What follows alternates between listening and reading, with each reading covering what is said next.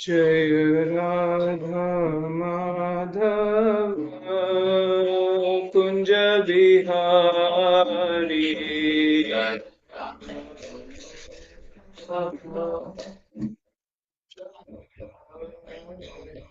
जय गोपी जन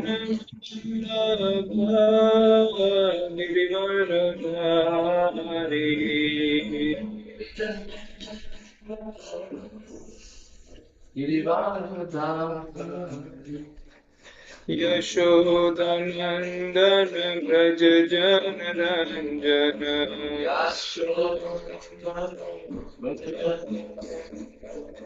यशोदनन्दन व्रज जन Ranjan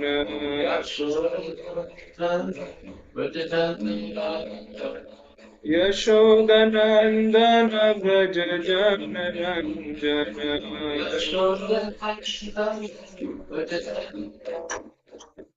यमुनतीरामनचारी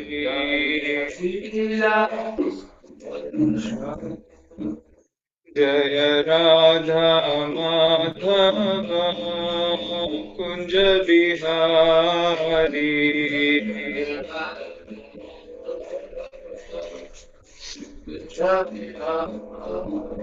Hare Krishna, Krishna Krishna, Hare Hare, Hare Rama, Hare Rama, Rama Rama, Hare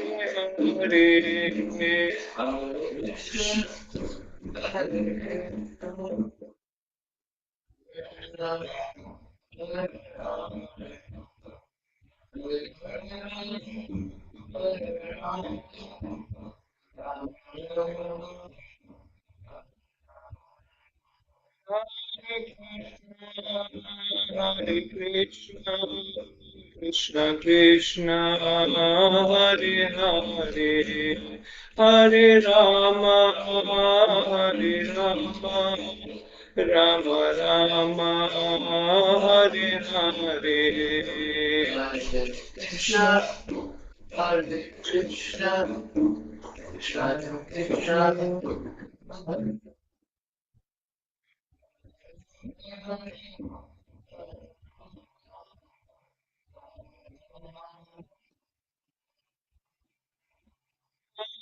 Krishna, Hare Krishna, Krishna Krishna, Hare Hare, Hare Rama, Hare Rama, Rama Rama, Hare Hare.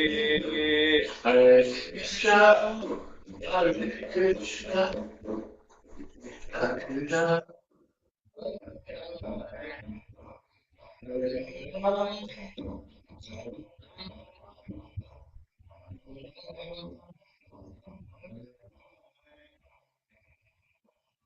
Om Namo Bhagavate Vasudevaya. Om Namo Bhagavate Vasudevaya. Om Namo Bhagavate Vasudevaya. Om Namo Bhagavate Vasudevaya. Om Namo Bhagavate Vasudevaya. Om Namo Bhagavate Vasudevaya. नारायणं नमस्कृत्यं नरं चैव नरोत्तमं देवीं सरस्वतीं व्यासं ततो जयमुदीरयेत् नष्टप्राय शृण्वतां सुकथा कृष्ण पुण्यश्रवणकीर्तन हृदयन्तस्थो ह्यभद्राणि वितुनोति सुहृत्सतां नष्टप्रायेषु भद्रेषु नित्यं भागवत सेवया भगवती उत्तमा श्लोके भक्तिर्भवति नैष्ठिकी ग्रंथ श्रीमद् भागवतम की जय. Thank you, dear devotees, for joining. I seek your blessings so that I can glorify Srimad Bhagavatam, following the mode of Guru Parampara. Hare Krishna. So we are continuing our reading of Canto 2, Chapter 2, text number 7. 227. This is a maybe Brahma Samhita. No, this is a Sarvasicha. Okay, so just to Kastam tvanadritya paranuchintam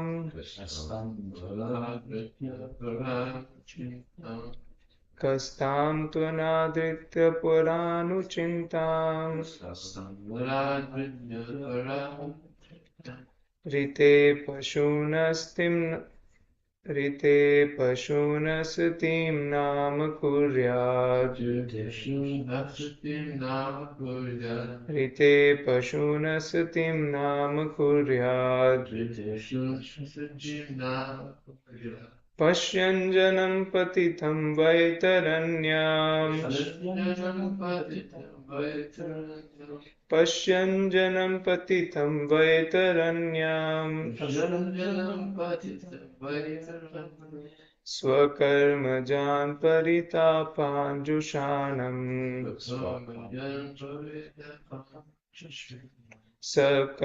Swakarmajan paritapanjushanam Kastam tvanaditra paranuchintam Rite pashunasatim nama kuryat Pashyanjanam patitam vaitaranyam Swakarmajan paritapanjushanam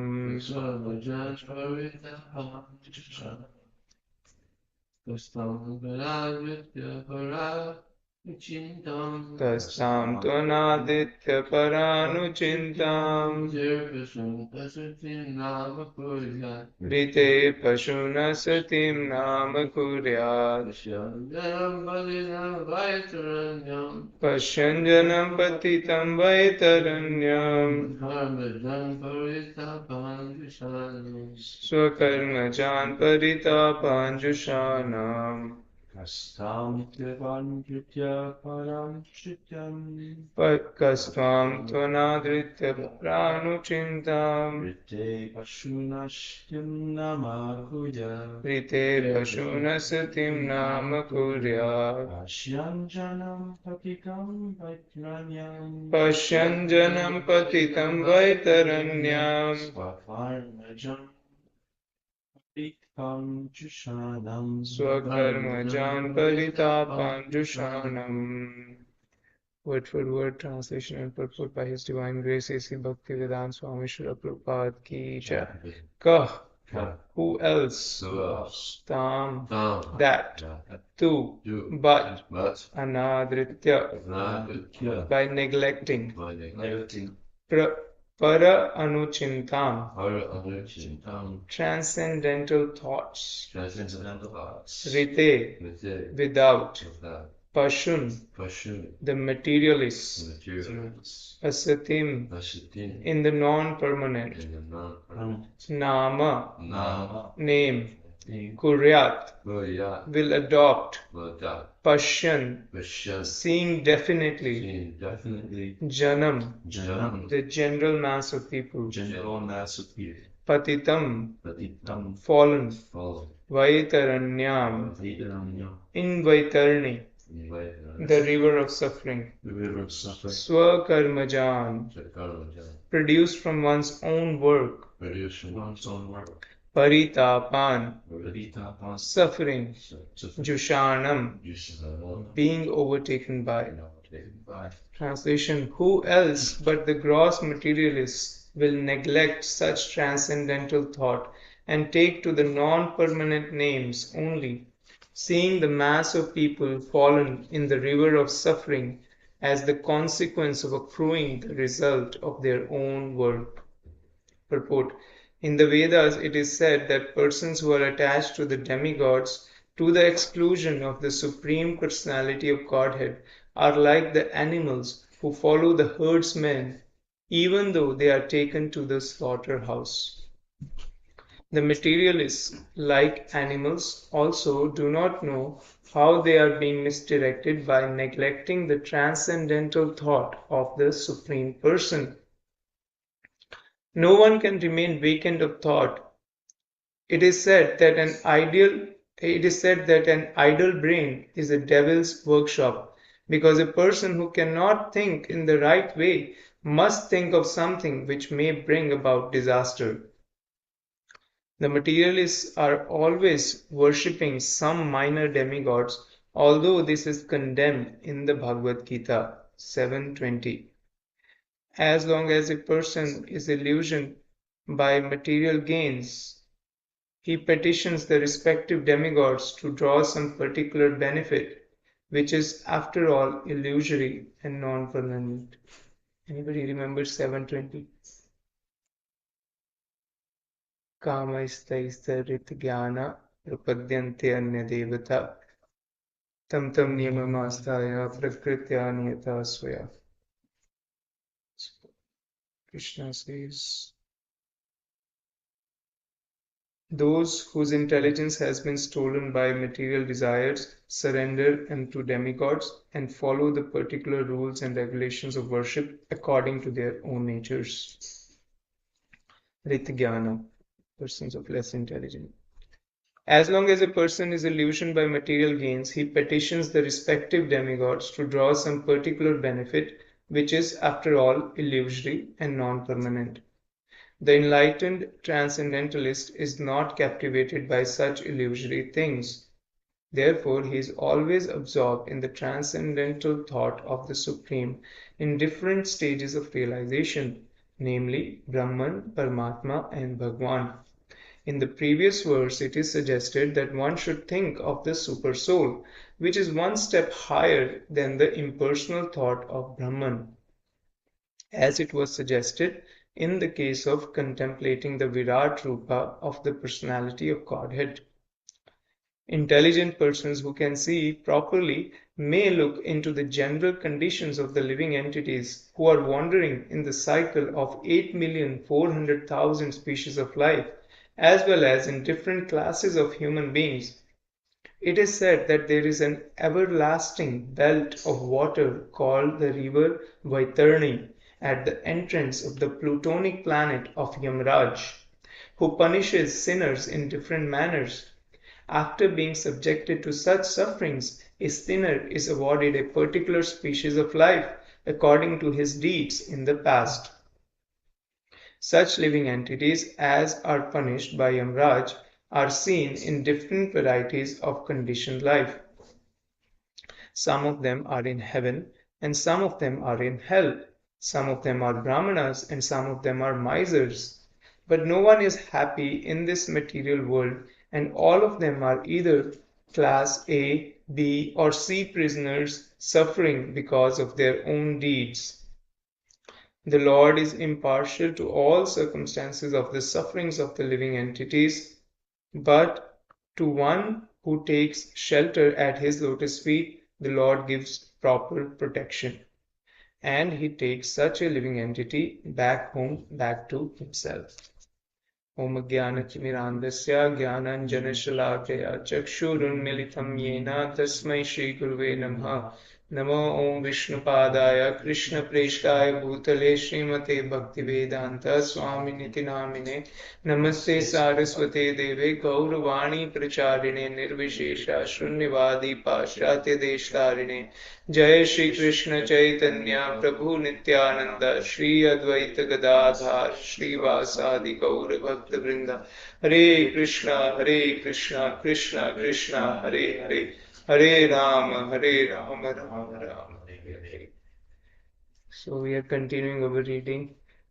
Exciting presentation of Shukdev Goswami answering the questions of Parikshit Maharaj.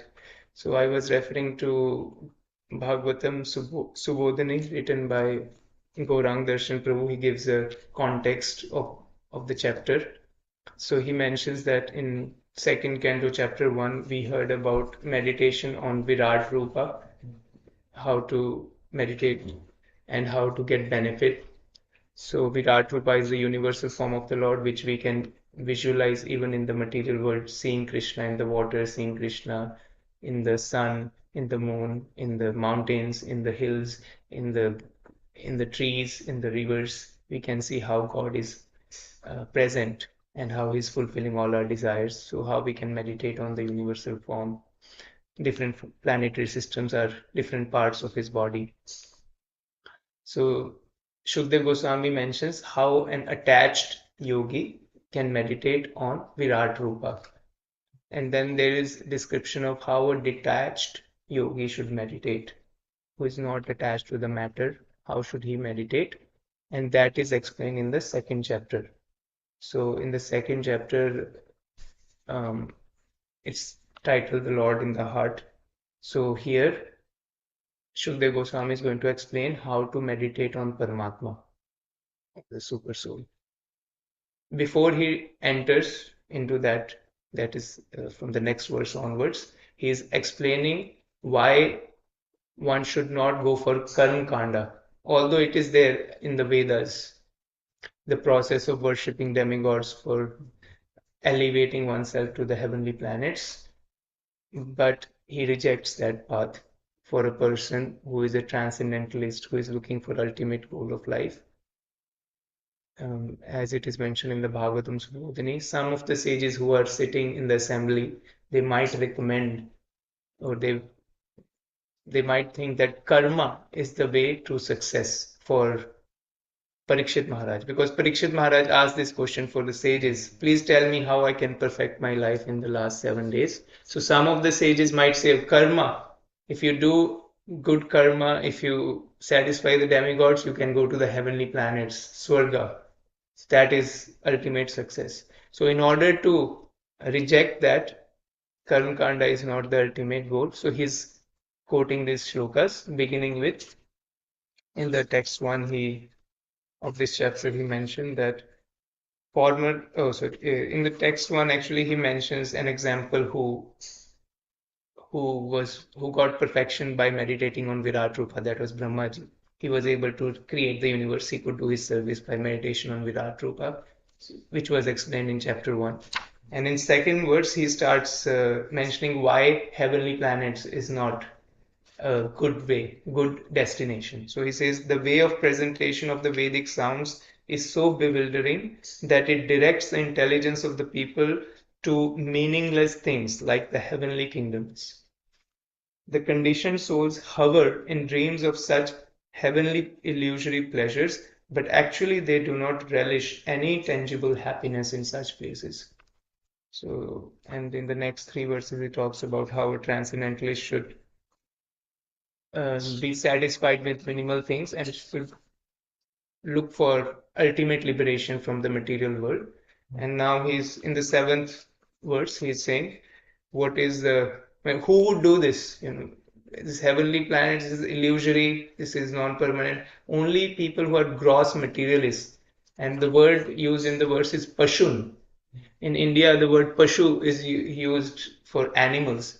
Actually, in Punjab, where I come from, when my parents have to chastise, they also are, you are like a pashu.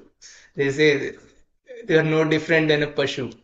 You know, you are an animal, you don't have any intelligence. In Punjab, there are many markets called farmer markets, you know, so there will be people selling vegetables and there will be cows roaming around and they will put their mouth in this these vendors, you know, and they will, you know, show a stick and shoo away the cow. So this is like a pashu. So Prabhupada says that we do not put them into jail. We do not give them a punishment because they are foolish. But if a human does this, if a human does, then he is given a punishment. So only a gross materialist who is like a pashu, he will go for worshipping demigods because he's less intelligent. Krishna says, Kamaistaistairit jnana, that his intelligence is taken by material energy. So he does think, but he thinks only about short-term gain. He doesn't think about long-term gain. Prabhupada talks about prayers and shreyas, that a child wants to play because he sees that's his immediate joy, immediate pleasure. But he doesn't want to study, he doesn't want to go to school because he can't see his long-term gain. So the duty of the parents is to engage the children in shreyas, something which is the ultimate goal. So those people who are gross materialists, they cannot see that this is not my ultimate goal.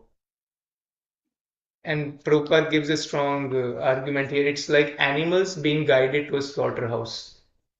Why? Because people who are gross materialists, they will stay in the material world. Even if they go to the Brahmaloka, still they will come down.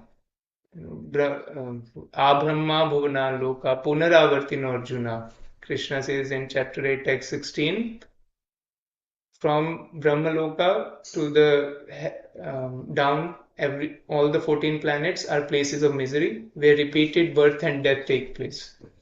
So even though they are worshipping demigods, they are being guided to slaughterhouse because they will be ultimately killed and again take birth.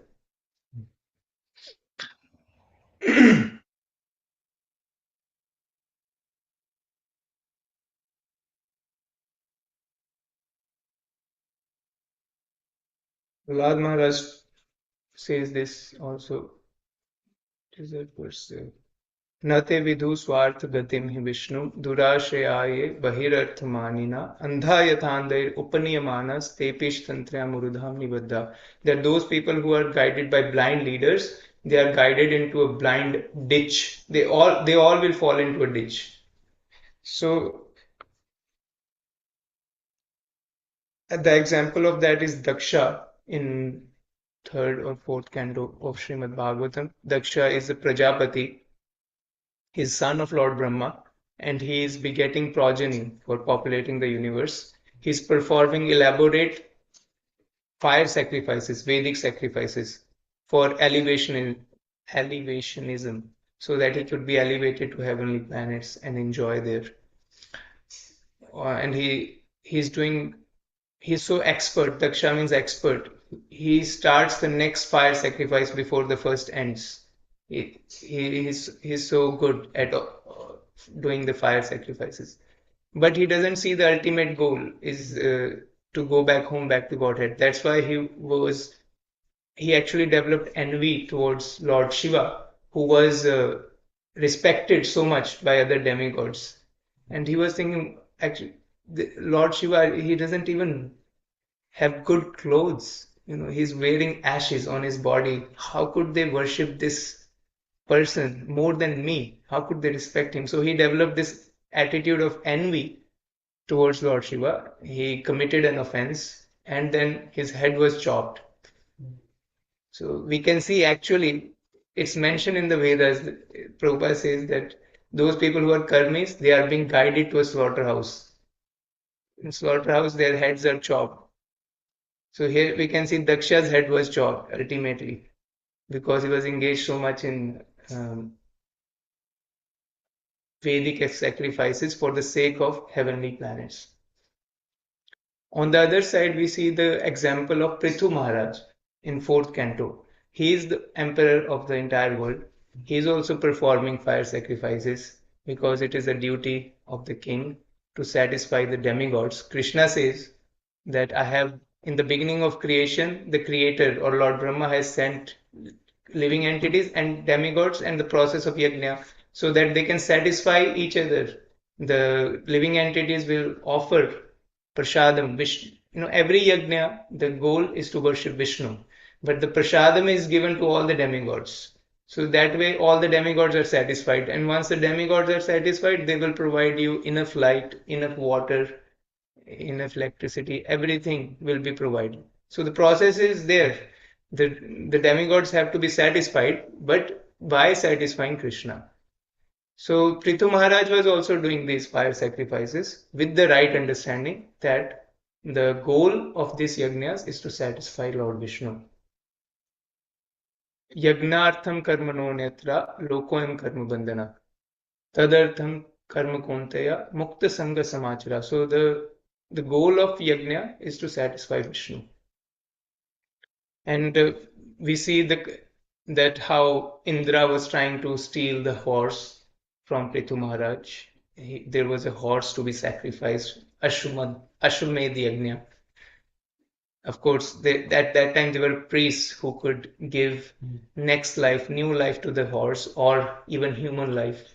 And that is not possible today. So Prithu Maharaj was doing that fire sacrifice, and Indra got envious, and he did not want anybody to exceed him in this piety of offering 100 fire sacrifices, 100 Ashwamedha sacrifices. So he tried to steal the horse again and again. Then Prithu Maharaj got angry and he wanted to punish Indra, but the Lord Brahma, he dissuaded Indra, dissuaded Prithu Maharaj that you can't punish him.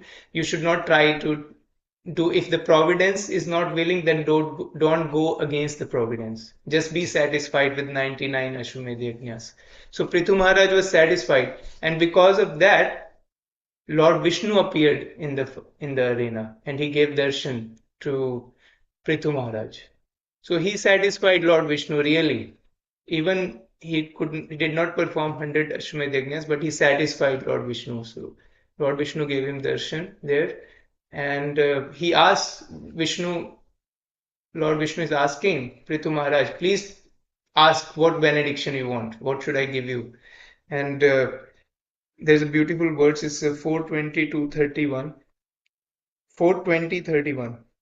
So could you pull out? So Prithu Maharaj offers very eloquent prayers to Lord Vishnu, and he says that, my Lord, I don't want anything.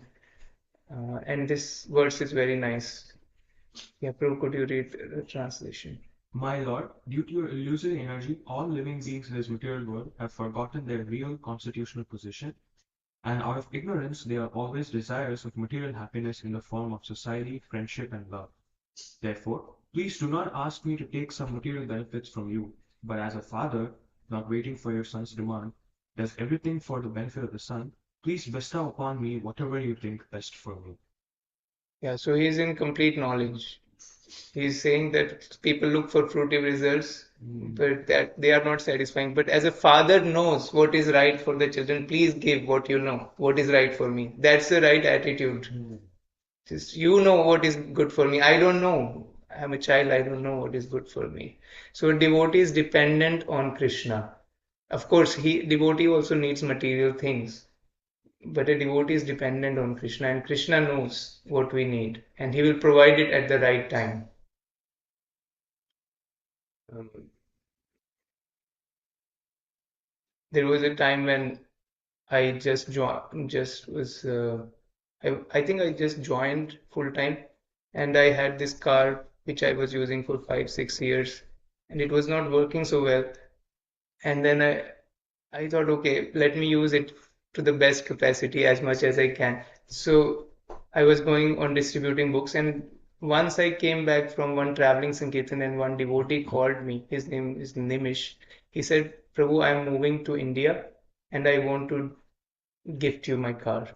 And he said, that car was purchased 1 year ago. It was a brand new car. And I said, are you serious? I mean, I should pay you something. He said, no, you use it for service. So he just gave me the brand new car. So if we just depend on Krishna, he will take care of our material needs. I was also thinking when I was joining full time, who would I stay with? You know, I I stayed with Krishan Sakha Prabhu for some time, but then he got married. So, so but then Krishna sent me Prahlad Prabhu. Prahlad Prabhu, he came from India. He didn't know a place to stay. He became devotee recently, and some devotees distributed Bhagavad Gita to him, and he was looking for a place, and we stayed together. Then Devrata Prabhu, he wrote an email to Radhesham Prabhu. We should start a BYS at ISKCON of Silicon Valley, and there is a person named Kautukarnava. Maybe he can start it. So Radhesham Prabhu wrote me an email, and he came here. He inspired so many people that please start a BYS center. That's how we began 4 years ago. I guess there was Nikunj Nayak Prabhu, so there was Shivas Chandra Prabhu, myself, Prahlad Prabhu, and Vishal Prabhu came also for some time for his internship. So when we try to do the right thing for serving Krishna, he knows what we need. He provides everything.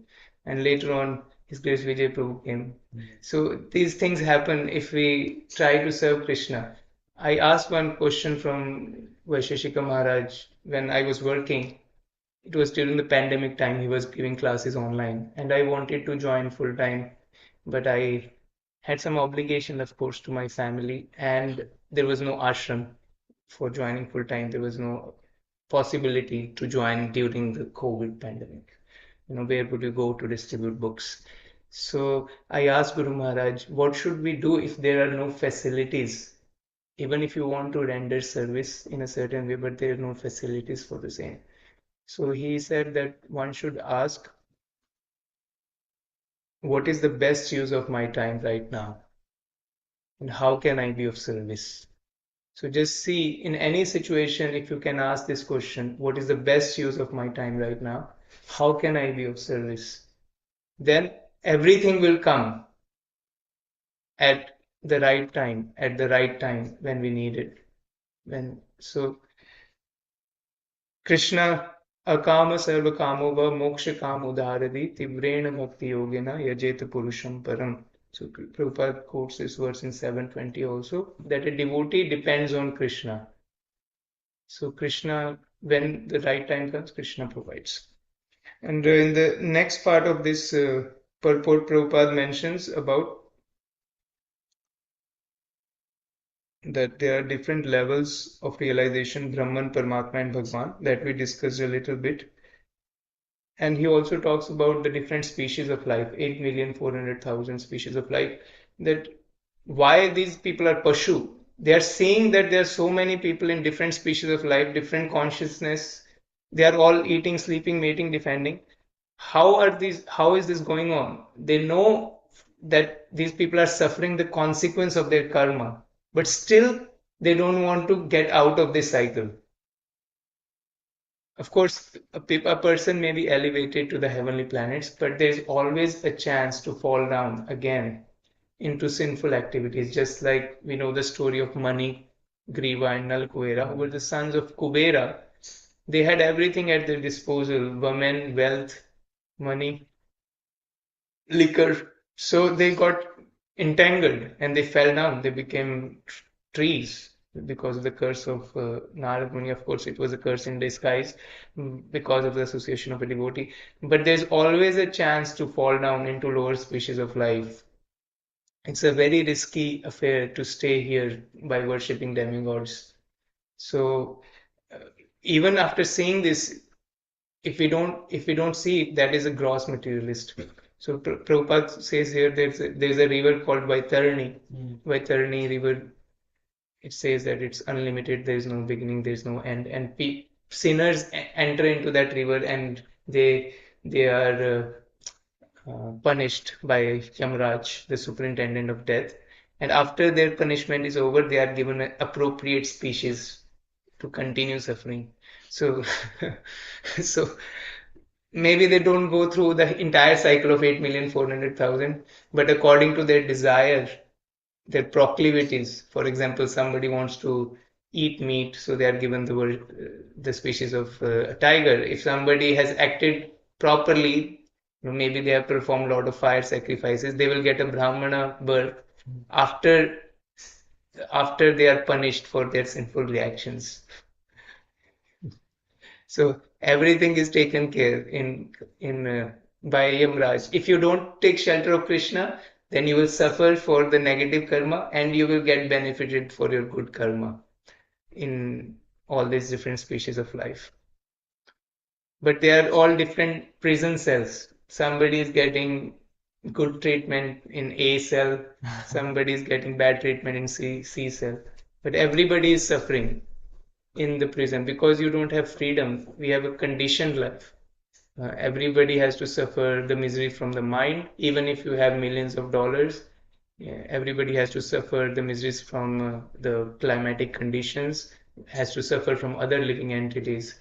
So whether you are A cell, B cell, or C cell, everybody has to suffer here. I was reading the story of Mike Tyson a little bit, that he was the heavyweight champion even at the age of 20. He had so much wealth, and then he was convicted of rape, and then he was sentenced for 6 years. Of course, because of his good character, he was released after two years. but still, he was still in controversy. I think he bit somebody's ear while fighting, right? So we can see this proclivity. Although during that time of imprisonment, he became a Muslim. He started reading. He became a better person compared to earlier. So we can see that even if we try to do atonement, if we have sinful proclivities, they will come back again. Unless we take shelter of Krishna's holy names, the sinful proclivities will come back again and again. केचित् केवलया भक्त्या Vasudev प्रायणा अघम धुन्वन्ति कास्नेना niharami bhaskara. So Shukdev Goswami says only devotees of the Lord who take shelter of his holy name, they can uproot the sinful proclivities. Just like when the sun comes out, all the fog goes away. No other process works in the age of Kali Yuga or in any other age. Devotional service is the process. That's why Shukdev Goswami is not beating around the bush. He is giving you what is not going to work and what is going to work. He's going both sides of the coin so that we can be fixed in Siddhanta. Siddhanta means what is not right and what is right both together. So that like an axe, it's very sharp. So what is correct and what is not correct. So similarly, Siddhanta means it can cut. So I will summarize here. First thing from the purport is don't worship demigods. Approach Krishna directly. Even if you are suffering, it is good for you because the Father knows what is right for us. So just depend on Krishna.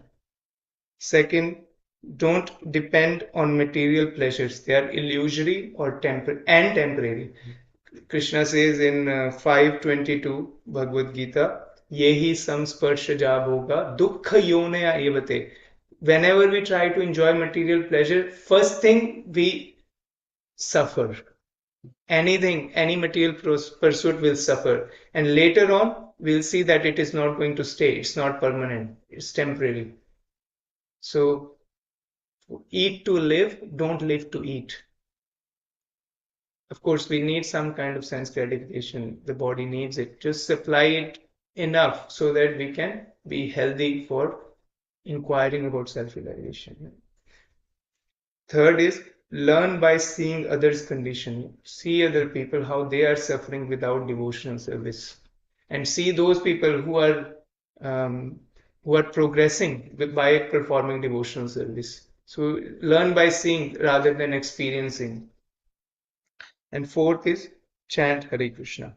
Hare Krishna, Hare Krishna, Krishna Krishna, Hare Hare, Hare Ram, Ram Ram, Hare Hare. Okay. I'm open for any corrections, reflections, and friendly challenges. Hare Krishna. Reflection. Yes. Even yesterday in Keshav Swami's class, we were hearing about how nothing in this world is random, nothing in this world is unfair, and nothing in this world is meaningless. So it goes with what you were saying. It was not a random that Munish wrote this at and to the card. So it is not meaningless and it is not unfair to anybody else. Krishna knew that you were going to give away a car because it has, been used well, and then he gave it to you at a right. So there are in everybody's life, I think, Krishna gives exactly when you give it. Sometimes we may think, oh, why didn't he give it now? Like at a certain time. But he knows when is the right time to give. Exactly. Because we are part of his plan. He's not a part of our plan. So. Yeah, and Krishna gave me Vishal Prabhu. So that's another. One time a devotee asked me that Prabhu, so you must be earning a lot of benefit by performing devotional service. You are engaging others also. Krishna must be really pleased with you. You must be earning a lot of spiritual credits. This was Achyut Balram Prabhu. So I said, Prabhu, yes, I'm earning a lot. I'm really wealthy. I have association of Achyut Balram Prabhu, Adinath Krishna Prabhu, this devotee, Anant Chaitanya Prabhu, Vaishnava Toshana Prabhu. This is our real wealth, actually. Devotees are our real wealth. who can be beside you when you are on your deathbed, who will pray for you. That is your real wealth. Achyut Mohan Prabhu said, we should count our blessings. Money will come and go. How many devotees we have earned in our life. That is our real wealth. So I'm very grateful that Vishal Prabhu is here. He decided to come here after graduation from UC San Diego. Thank you. One more. Yes, Tim. Thank you for the wonderful class and the origin story of BYS, for taking the risk and the leap to expand the mission and make it more available for others. Just two thoughts. One of them was you mentioned Mike Tyson and the demigods and moving up to heavenly planets, and something that's relevant for today. I just saw on the news that Tiger Woods. Tiger Woods at one time was the highest paid athlete. He had so many supermodel wives, I think maybe 6 or 7, so much money, and now for the second time he's been arrested on DUI, driving under the influence. And he flipped his car also, and it's the second time in a row he's also flipped the car. So it just goes to show that the material facilities don't provide someone inner happiness, because obviously he's still suffering. He's still trying to seek happiness, but he's not finding it. And then in the verse it said that the gross materialists, they neglect transcendental thought. And I was listening to a lecture by Devarita Swami last night, and he was saying that transcendentalists, they have to learn how to see with their ears. And he said that the gross materialists, they need to see with their eyes. If I don't see it, I don't believe it. I have this conversation so much with my cousin who's scientifically inclined. He needs to see things, and it's kind of funny because this is from a song. And then after he said that about seeing with the ears, he said, I grew up listening to a song. This is by the Temptations, which I don't know if you've heard of but they're a pretty big deal in Motown, and they were a big band in the 60s and 70s. And it's called I Want a Love I Can See. And this is a song, this is the anthem for those who are materially inclined. And here's how the lyrics go. I want a love I can see. That's the only kind that means a thing to me. Don't want a love you have to tell me about. That kind of loving I can sure do without. I want a love I can feel. That's the only kind of loving I think it's real. Don't want to be going by something I heard now, because baby action speaks louder than words. So, yeah, this is being in association with devotees and hearing is the only way to get out. Yeah, and it is also important to show that love and care like Prabhupada showed for all the disciples, even when they were hippies.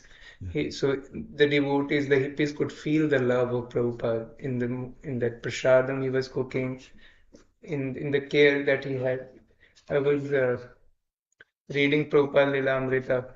So Prabhupada is planning to go to India because he got a heart attack, and there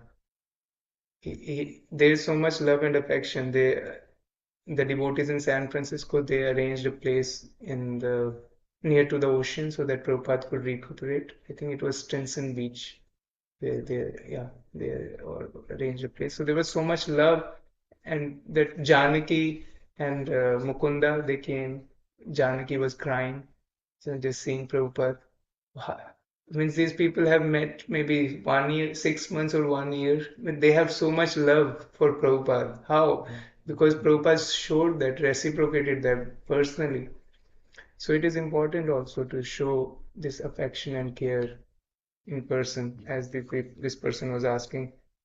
And the best way to receive spiritual master's mercy is through ears, as you said. Okay, Hare Krishna, will stop here. Granthra Srimad Bhagavatam ki jai, Prabhupada ki jai.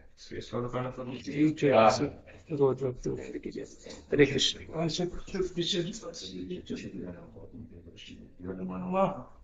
Thank you, Sadhu Prabhu, for joining.